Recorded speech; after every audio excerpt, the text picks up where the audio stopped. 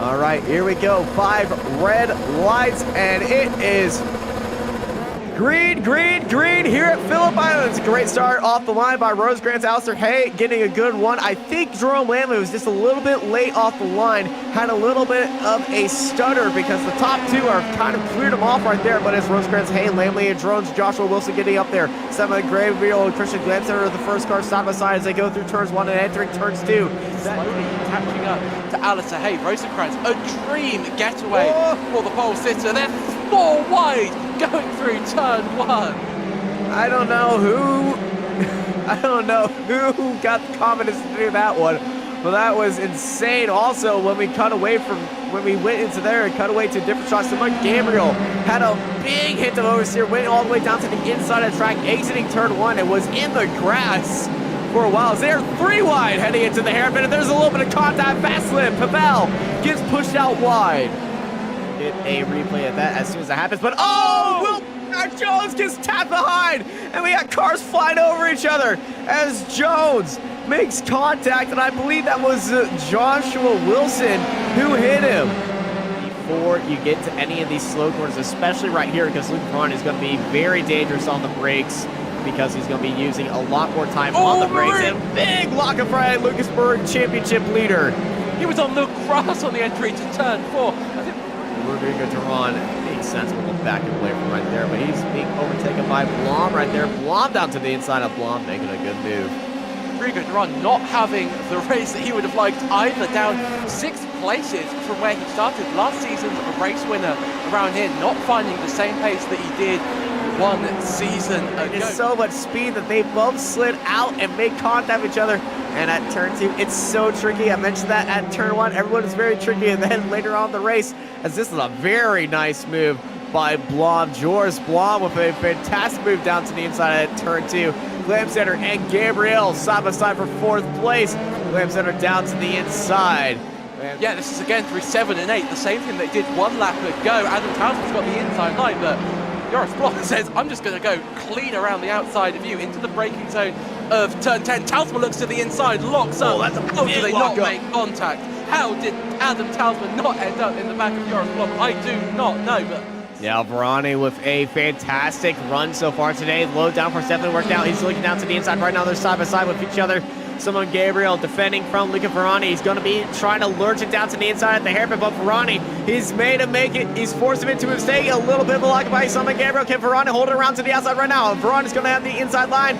So he goes side by side once more, and Luca Verani up 5 spots, able to make it work right there. A Lukey Heights corner, I should say, down into turn 10. We see this not particularly end well. Again, so close to contact. Gabriel all out of control into the braking zone. Luca Verani held his line and held. You think you're getting brisket? Look at Mill in the background. That's big move on the brakes by the number 49, Stu Millen, trying to retake his spots back after that mistake he had on the outside of this curve, and he still goes all the way out there. But Stu, very brave on the brakes right there, as Adam Townsend gets right onto him, and I thought Philip Lucas got a little bit loose off the exit, almost made contact with him.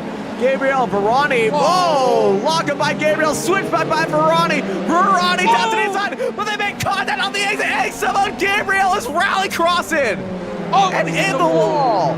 Replay, this is on board with Darren Rolinson Slivel. This time I realized it, yeah, there's the lockup. So Luca Verani goes to the inside. Luca Verani, I think, unaware, and look at this man at the moment, Chris Rosencrantz. Nothing bothering him at the moment. The gap is now 2.7 seconds over Alistair Hay in 2nd place. The top 3 remain the same as they did in qualifying. Rosencrantz just having an easy race so far. That 829 machine doing exactly what he needs to do.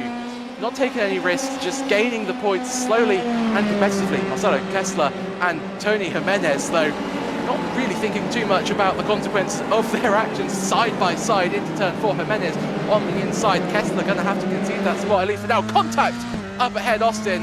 It was 3 wide also at one point. Well, there's still 3 wide coming out of the corner, but yeah, contact up ahead. And that's what you want to see if you're Marcelo Kessler. That's not what you want to see if you are Rafael Munzer, because I believe Munzer might have damage because he is going slow. And if you're in this championship fight and everybody heading into this champion, too much mustard off the exit, tire wear definitely wins the talking point, and Lucas Maruk, after that one incident, has just been perfectly ahead for him. He's actually gained spots now, up 6 spots. Lucas Maruk leading the championship.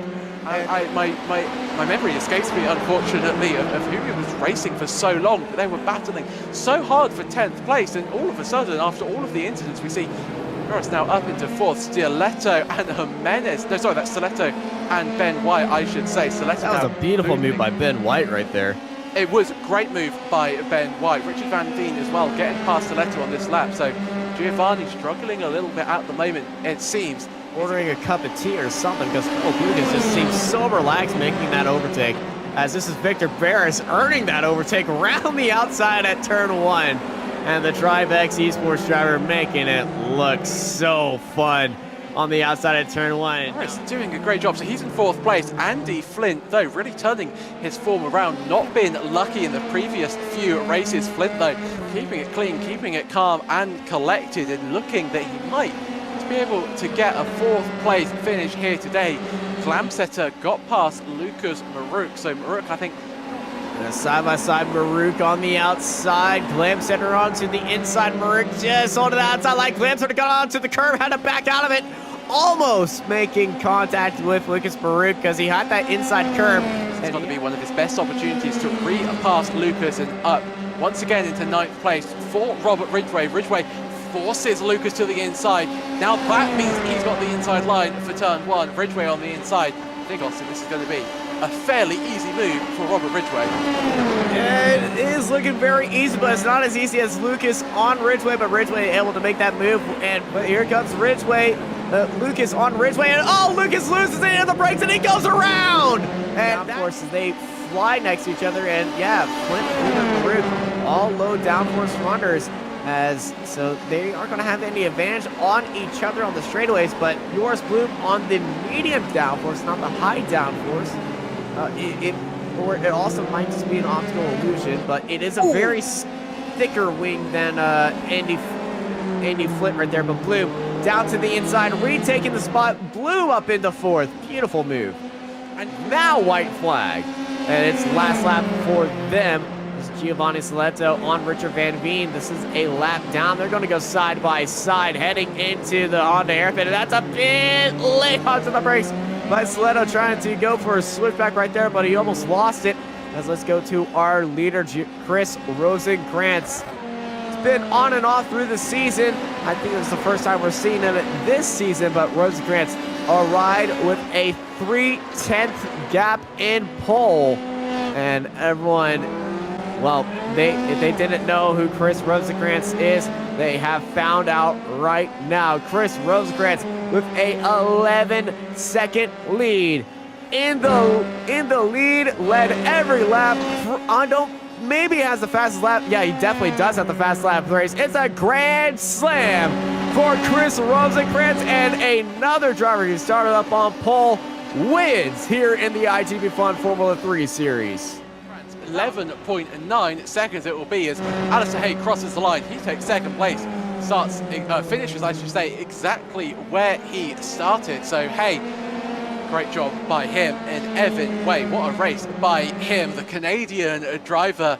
92. That was my first time in the iGP race. I'm actually quite happy, but as you can see in the qualifying, all of the drivers was quite close together. I think until P30, around a second. I did in the qualifying quite good strategy. I've stolen some slipstream, and in the race the drivers was also quite similar. There was just about consistent, so Alistair was not that much slower than myself. I was just a bit more consistent, and I can get the way. I think that's it. So Rosenkrantz takes the win. Alistair Hay in 2nd place, with Evan Way rounding out your podium places. Joris Blom, he's up 17 places.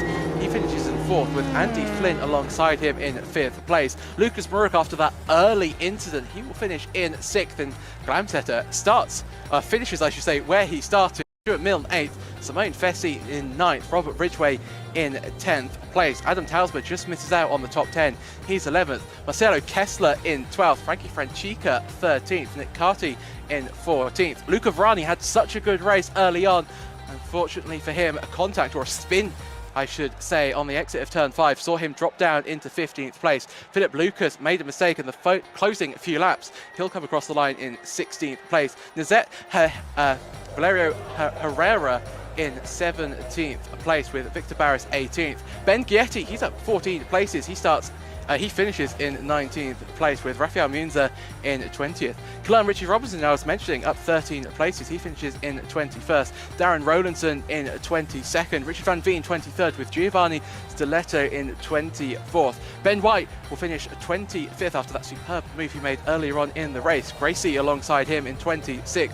Now we get to our drivers who really did not have a good race. Jimenez, unfortunately for him, made a few mistakes. He's 27th. Will McIntyre Jones did complete 33 laps. So after that incident, he continued, but 28th was the best he could do. Podopenko 29th, Bill Sironek 30th, Matt Brewer 31st, Reed Dennis 32nd. Jerome Lamy, he disconnected earlier on in the race, only managed to complete 16 out of the 34 laps. Pavel Vaselev as well retired, as well as Giacomo Mergio, Simone Gabriel, Rodrigo Duran and Joshua Wilson. They all retired through the race. Speaking of surviving chaos, Lucas Maruk, after an incident at the start, will be improving his championship gap to everybody by outscoring all the drivers that are currently in the overall driver standings top 10. Just what an incredible race that we had today. Really, really enjoyed that one. The drivers really had to show their skill around here. Really interesting to hear from Chris Rosenkrantz. It really is. Next week we head over to Spa for another fantastic round of the iGPFun Formula 3 Series presented by SRP. If you want some of the best sim racing pedals on the market, designed by professional sim racers, you head over to SRP. From here at Phillip Island, I've been joined by Sebastian Bosher Williams with Mark Tranter in the production booth. You're here live watching Apex Racing TV. I'm Austin Knight, and I hope y'all have a good night.